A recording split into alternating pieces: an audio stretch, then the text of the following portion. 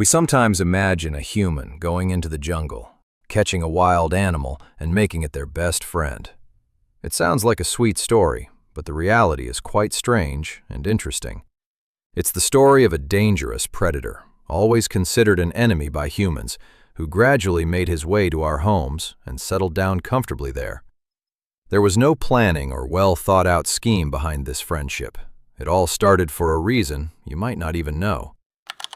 Almost 10,000 years ago, the jungle wolf meant only one thing to humans. It was a threat. Its sharp teeth, its black tail, its presence near the edge of the fire, and its terrifying howl at night. All of this was a source of fear for humans. It stalked prey, attacked weak animals, and in the silence of the night, it emitted a howl so powerful it would send shivers down the spine. But 30,000 to 40,000 years ago, the rules of the game suddenly changed. A wolf began to come closer to humans than we had ever imagined. After that, the world changed forever. Why did this happen, is the question. And who was that particular wolf? You won't believe how strange the answer is. Imagine a time when snowfall was common. A cold night is slowly falling, somewhere between Europe and Asia. There is a small group of people around a fire, perhaps bees or 20s. The cold here was more like places where the temperature was -20 or -30 degrees Celsius compared to today's winters. People were eating food, chewing bones, tearing pieces of meat, and throwing leftovers at their feet. After hunting, much was left on the ground: intestines, small bones, pieces of skin. To humans, all this was useless garbage, but to the beasts hiding in the forest, it was a treat.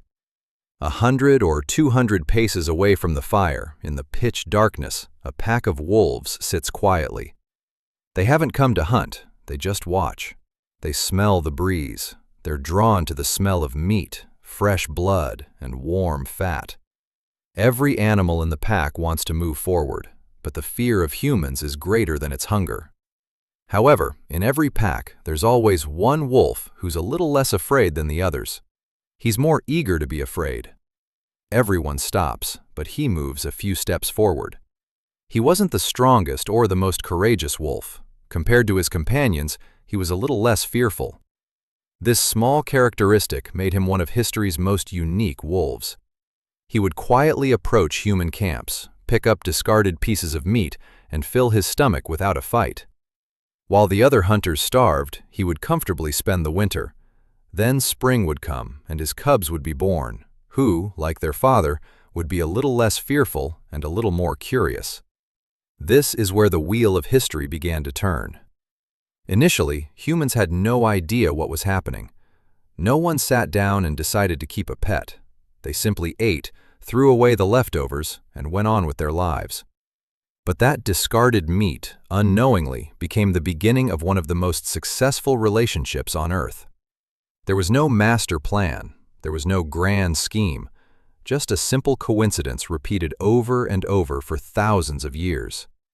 Nature never asks for permission. It only uses what it has at its disposal. The most important point from this entire story is that hunting ability, intelligence, or strength were not chosen by natural selection. It chose only one characteristic: the ability to remain calm around humans. Wolves who could live near humans without fear and without attacking found food easily. Those who did attack were killed by bears. And those that ventured into the darker jungles starved to death. Gradually, only the calmest wolves survived. This calmness eventually became the key to all other changes. But how did this happen? In 1959, the solution was discovered. In Novosibirsk, Soviet scientist Dmitry Belyaev began an experiment that shocked the entire scientific community. They collected silver foxes from a fur farm, and in each generation, only those foxes were selected for breeding that did not fear or attack people. There was only one rule: don't be afraid and don't bite. After just a few generations, startling changes became visible. White spots began to appear on the foxes' bodies. Their ears began to droop. Their tails began to curl. Their snouts became smaller. Surprisingly, none of these physical changes were selected by the scientists. All these changes occurred spontaneously.